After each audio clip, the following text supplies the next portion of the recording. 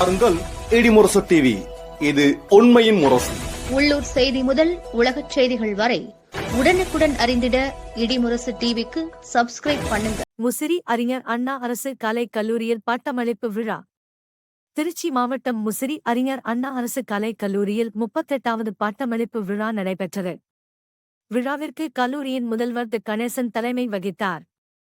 விழாவில் பாரதிதாசன் பல்கலைக்கழக தேர்வுத்துறை கட்டுப்பாட்டாளர் ஜெயபிரகாஷ் பங்கேற்று இளங்கலை படிப்பில் தேர்ச்சி பெற்ற 298 மாணவர்களுக்கும் 274 மாணவிகளுக்கும், முதுகலையில் தேர்ச்சி பெற்ற 49 மாணவர்களுக்கும் 116 மாணவிகளுக்கும், எம்பில் படிப்பில் தேர்ச்சி பெற்ற 3 மாணவர்கள் 4 பெண்கள் என மொத்தம் 742 மாணவ மாணவிகளுக்கு சான்றிதழ் வழங்கி பாராட்டினர்.